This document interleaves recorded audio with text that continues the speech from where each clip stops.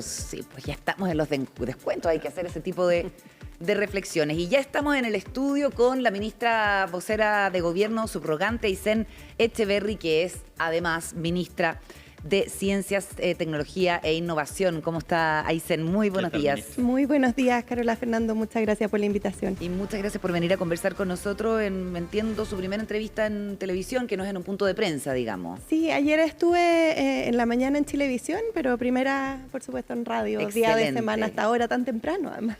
Y además usted ha tenido que, bueno, asumir la vocería del gobierno cerrando el año 2024.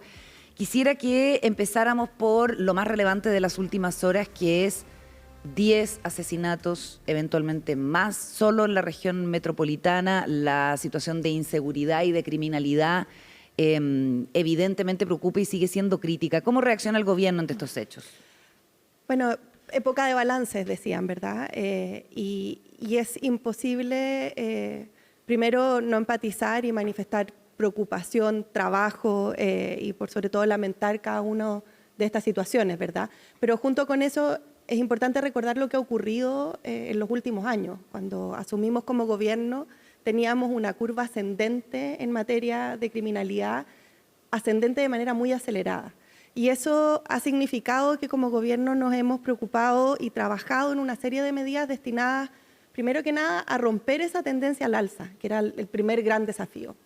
Y ese primer objetivo, de alguna forma, se ha cumplido. ¿Significa que con eso está hecha la tarea? Por supuesto que no. Necesitamos seguir trabajando con mucha intensidad para precisamente lograr no solo el quebrar la trayectoria, sino que disminuir los índices de violencia que hoy día tenemos. Ahora, en hacer eso, hemos aprobado 63 leyes en materia de seguridad, hemos invertido miles de millones de dólares en materia de seguridad, más de 3.000 nuevos vehículos, hemos aumentado las dotaciones, se han generado planes, se han generado políticas específicas, calles más seguras, calles sin violencia, políticas en materia de migración, es decir, una batería de elementos que hoy día no solo nos permiten enfrentar la contingencia, entregarle más herramientas a las policías para poder hacer sus investigaciones, perseguir el delito, sino que además tenemos una estructura institucional con el Ministerio de Seguridad, un ministerio que se discutió durante 18 años en el Congreso, un Ministerio de Seguridad que permite que las coordinaciones, las políticas, los planes se proyecten también hacia adelante. Y sin embargo, no es suficiente porque seguimos viendo que los delitos se siguen cometiendo y son medidas que se tienen que tomar y que muchas veces son de largo plazo para ver resultados, pero el subsecretario del Interior reconoció que hay que hacerle modificaciones al plan Calles sin Violencia, que cuando se anunció vino además acompañado de la formación de este grupo ECO de la Fiscalía, que es muy eficiente, pero que llega a actuar cuando los hechos ya han ocurrido, ¿cierto? Y que ayuda al esclarecimiento y muchas veces a la persecución penal. Pero, ¿en qué va a consistir esta modificación al plan Calles sin Violencia? ¿Puede entregarnos antecedentes? Es súper importante lo que señala Carola, porque parte del trabajo que hemos hecho es el de contar con mucho mayor información y datos a la hora de generar estas políticas y estos planes. Entonces, la información que levantan las distintas policías, los distintos organismos públicos vinculados con la persecución del crimen, hoy día nos permiten entender no solo cuáles son las comunas donde es necesaria una mayor intervención, sino que cuáles son los barrios y cuáles son los movimientos de las bandas delictuales. Esa es información que hace algunos años no teníamos y es la información que se utiliza regularmente para actualizar todos estos planes. El plan Calle sin Violencia no está escrito en piedra, ¿verdad? Tiene que ser dinámico, tiene que actualizarse conforme se va actualizando la trayectoria de la violencia, ¿verdad? Y eso, de nuevo, en la lógica de crear institucionalidad y estructuras que nos permitan enfrentar este fenómeno que además ha cambiado mucho en los últimos años, hay que recordar eso, o sea, en los últimos 5 años, no solo en Chile, sino que en el mundo el fenómeno del delito ha cambiado muchísimo. Entonces, contar con esas herramientas que nos permiten actuar, ajustar, adaptar nuestras medidas de manera efectiva y dinámica, es parte también de la forma de construir institucionalidad y a eso se refiere el ministro Cordero, que de hecho va a cambiar la lógica del plan Calle Sin Violencia a una lógica barrial, donde a veces son más de una de las comunas que están involucradas. Bueno, y es un ejemplo bien claro de eso también tiene que ver con los 10 homicidios que se produjeron el fin de semana en la región metropolitana. ¿Qué es lo que pasa en el entorno de la Vega Central y cruzando el río, la estación Mapocho y el Mercado Central, donde se produce la intersección además de 3 comunas, Santiago, Recoleta, Independencia, y donde se produjeron por lo menos 2 de los 10 asesinatos o más, si no más? Entonces uno dice, ¿cómo ese lugar no va a tener vigilancia si hay tanta evidencia de que allí hay conflicto y hay criminalidad? Vigilancia que hoy día existe, reforzamiento de carabineros, cámaras de vigilancia que hoy día están además utilizando inteligencia artificial para un procesamiento más rápido. El ministro subrogante Cordero estuvo desplegado precisamente ahí en La Vega durante el fin de semana, con un análisis por parte de los organismos encargados de la persecución del crimen, ¿sí? No basta con tener solo más carabineros en la calle, necesitamos inteligencia, necesitamos tecnología, necesitamos equipamiento y todos esos elementos en los que el gobierno ha estado trabajando en el último año. Yo voy a decir una cosa que la he dicho varias veces y ya la cara me va a pegar. No, imagínate. Que es mi proposición a cualquier gobierno. Que tiene que crear de alguna manera una institucionalidad que yo le llamo así por ahora la Superintendencia de Anticipación de Eventos. Se lo digo de la siguiente forma en términos periodísticos. Toda noticia tiene su proceso de construcción previo. Y muchas veces, históricamente, como se enseñaba el periodismo, básicamente esperar que algo pase para después investigarlo, tú te dabas cuenta que si que lo investigaba, estaban todas las señales de lo que eventualmente podía pasar. Hoy día lo vemos en un montón de cosas.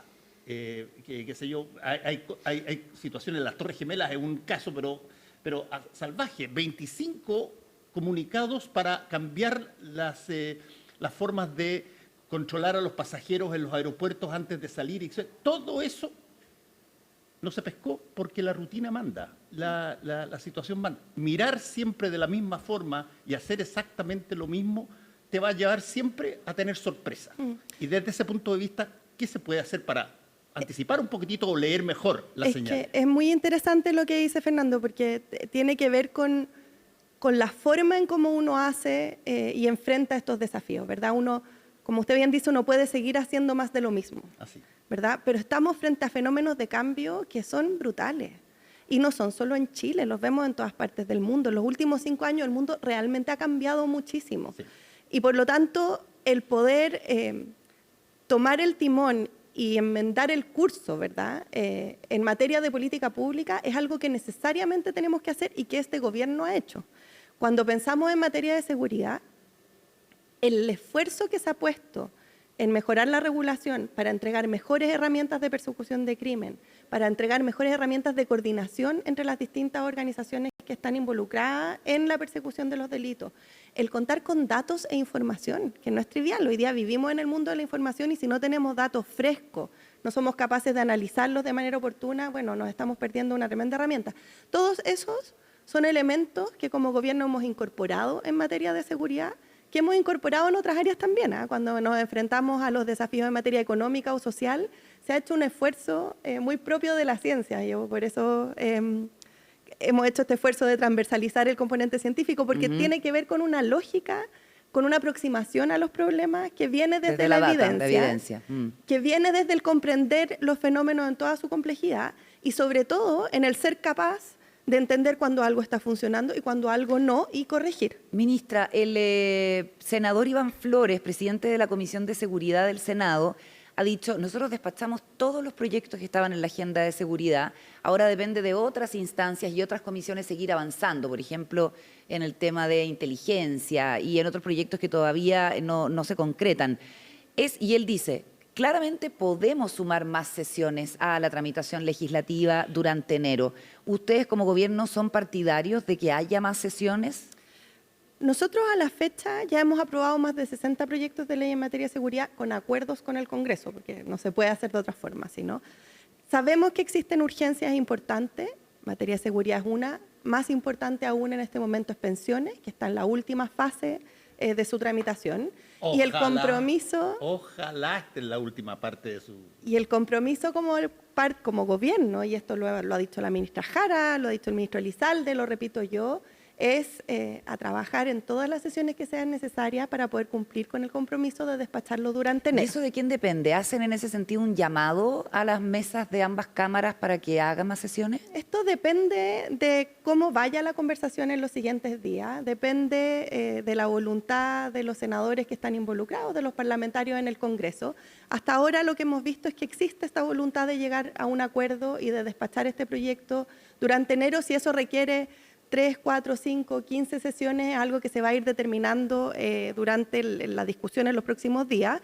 Lo que sí, y me corresponde a mí decir, es que como Ejecutivo estamos absolutamente disponibles para tener todas las sesiones que sean necesarias para poder llegar a ese acuerdo. Ahora, ministra, el acuerdo en este tipo de cosas y de la forma que ha habido, inevitablemente requiere algo que no necesariamente se está muy dispuesto a darlo.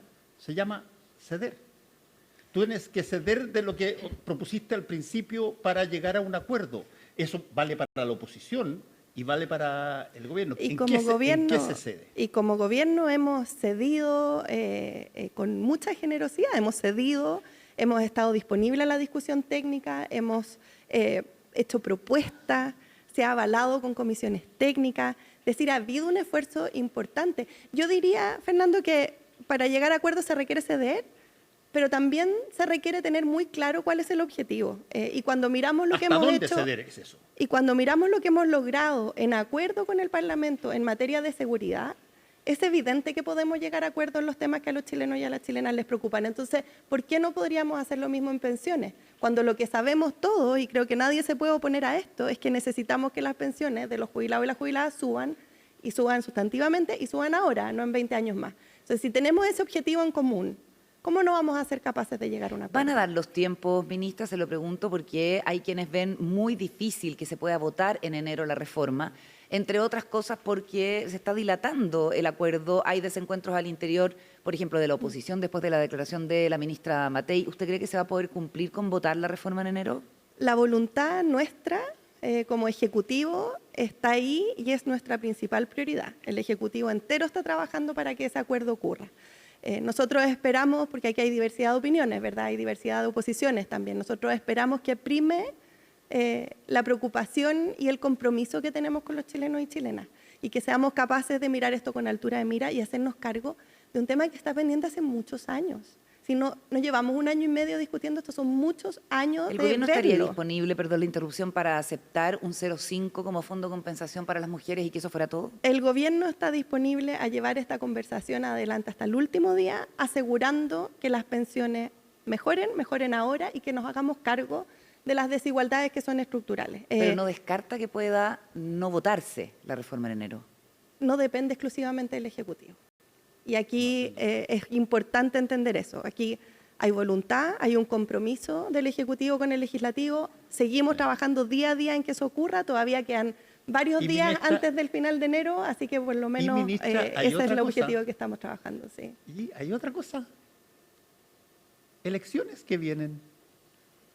Y cuando hay elecciones que vienen, ¡ay, que cuesta sacar a veces acuerdo entre el oficialismo y la oposición! Porque se está en una dinámica de competencia y de enfrentamiento, no en una dinámica de cooperación. Ahí hay que hacer algo distinto a lo que se ha hecho hasta ahora.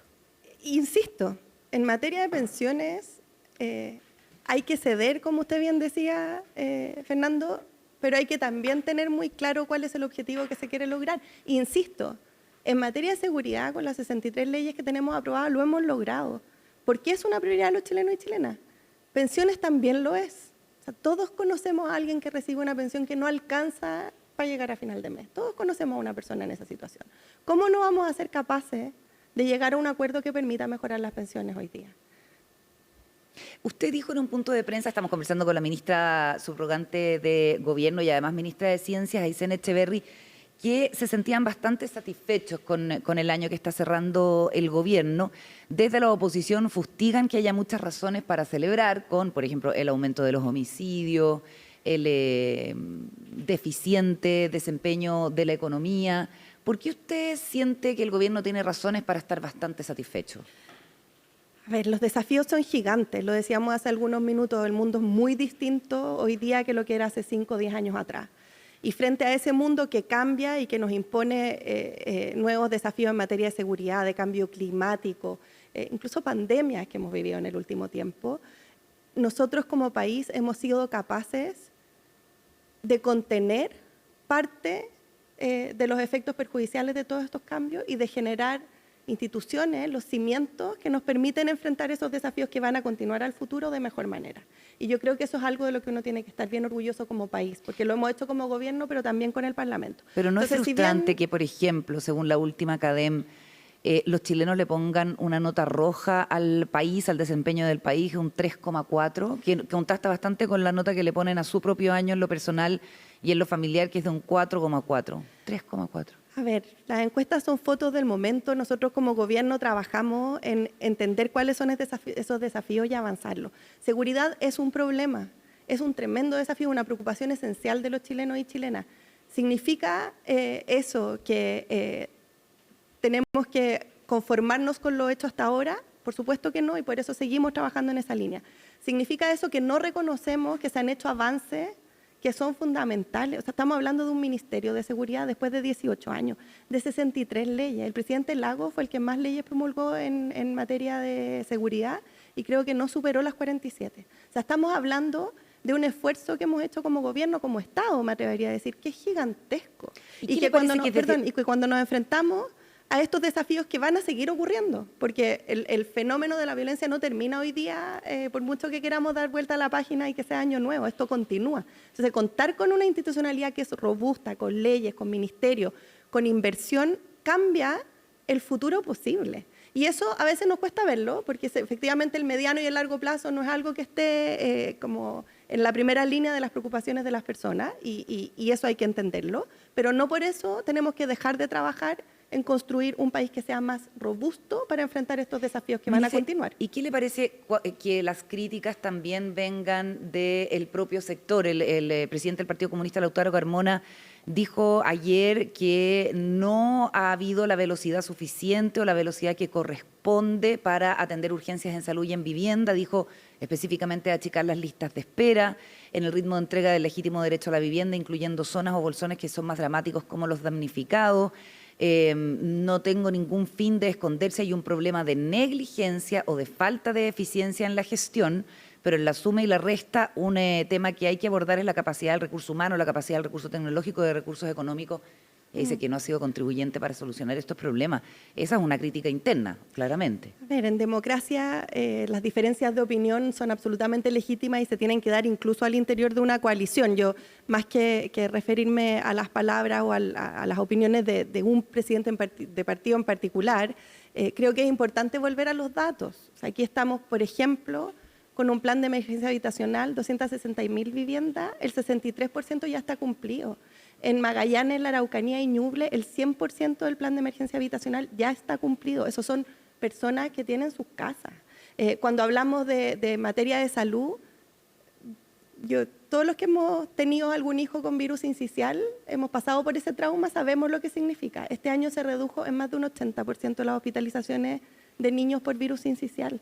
Eso tiene que ver con gestión, tiene que ver con priorización, tiene que ver con inversión pública y por poner los recursos donde están las preocupaciones de las personas. Entonces, siempre se puede hacer mejor. En un país hay infinidad de necesidades y siempre se puede hacer mejor, evidentemente.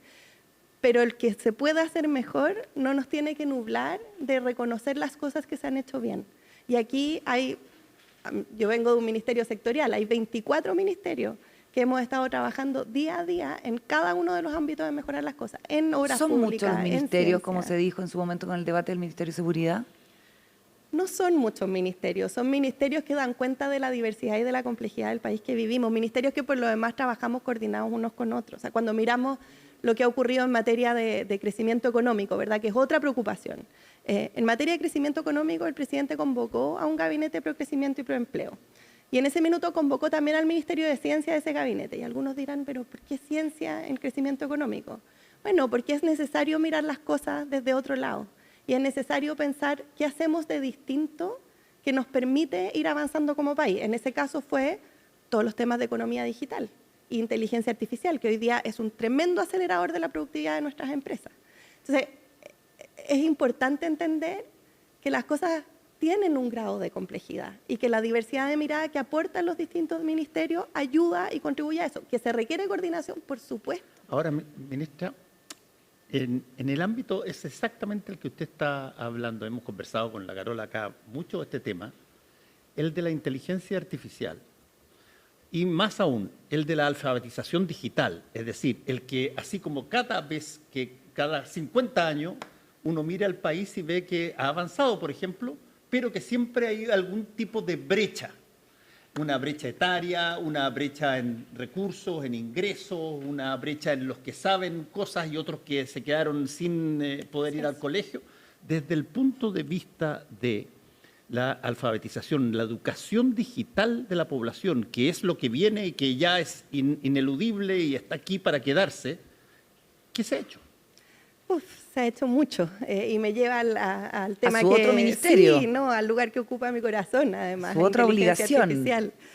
artificial. Es un cambio que es rotundo y radical y por lo tanto se requieren de nuevas herramientas y ya no es solo programación, que era lo que hacíamos hasta hace algún tiempo atrás, ¿verdad? Entonces aquí, ¿qué se ha hecho?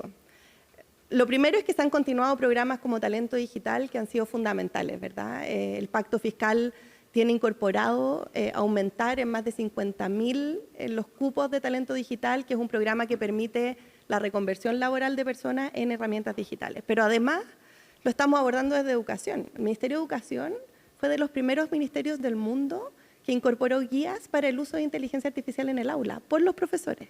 Y eso ocurrió en marzo del año pasado, generando un impacto mucho más masivo a nivel de educación de cómo llegamos con estas herramientas a los niños. Las universidades tienen dentro de su plan estratégico uno de sus ejes inteligencia artificial y vemos como muchas de ellas ya lo están transversalizando. Y tenemos estudios de sociología, de arte, de ingeniería, de computación que están incorporando herramientas de inteligencia artificial en ese ámbito. Esto es igual que la pregunta que me hacían respecto de las necesidades del país. Nunca es suficiente. Necesitamos a todos los esfuerzos posibles, públicos y privados, en materia de formación digital disponible y eso es lo que hemos estado haciendo como gobierno, por supuesto. Cuéntenos sobre Dominga, ¿ya se convocó al Comité de Ministros? ¿Hay respuesta de la Contraloría respecto de cómo se tiene que integrar, dado que los 6 ministros se han inhabilitado y hay algunos subsecretarios que tampoco podrían participar? Sí, solo para recapitular, a propósito del cumplimiento del fallo se convocó al Comité de Ministros durante esa sesión y dado que los ministros habían pronunciado en el fallo, todos ellos tuvieron que inhabilitarse y la composición de ese comité de ministros está establecida por ley y por lo tanto no necesariamente operan la subrogancia de la forma habitual porque hay una ley que establece la composición y la presidencia. Dada esa situación y entendiendo que no se podía sesionar sin una composición determinada y sin una presidencia, se hizo la consulta a la Contraloría. Correcto. Hasta la fecha, por lo menos hasta hace un par de horas atrás, no habíamos recibido respuesta de Contraloría. Porque mañana vence el plazo. Mañana vence el plazo, pero sin que existiendo imposibilidad de los ministros de sesionar, porque están todos inhabilitados, es fundamental tener la respuesta de la Contraloría para poder ver cómo proceder en el fondo. O sea, es la Contraloría la que tiene que actuar con la mayor rapidez, digamos. Así esperamos. Lo otro que quería preguntarle respecto de este protocolo de expulsión de personas migrantes también es otro tema, la inmigración descontrolada que preocupa a la ciudadanía. Entonces, por una parte se firma este protocolo que facilita la expulsión, usted ya nos puede contar en los últimos minutos en qué va a consistir exactamente, y por otro lado el gobierno lo que quiere impulsar es una regularización acotada, se ha dicho, a partir del proceso de empadronamiento biométrico del año pasado. Puede ser como un poco confusa la señal para la ciudadanía, ¿o no? A ver, creo que es necesario diferenciar cosas, ¿verdad? Una cosa son los procesos de regularización que, como usted bien dice, es acotado, que se han hecho históricamente. En el caso de lo que se está estudiando por parte del Ejecutivo, estamos hablando de 180.000 personas, que es bastante menos que lo que se hizo en el gobierno anterior, donde superaron los 300.000. En paralelo está el proceso o el protocolo de expulsiones, porque sabemos que hay personas en situación irregular que además están involucradas con crímenes o delitos, o que dadas las condiciones en las que ¿Eso está están... funcionando bien? Eso ha funcionado mejor.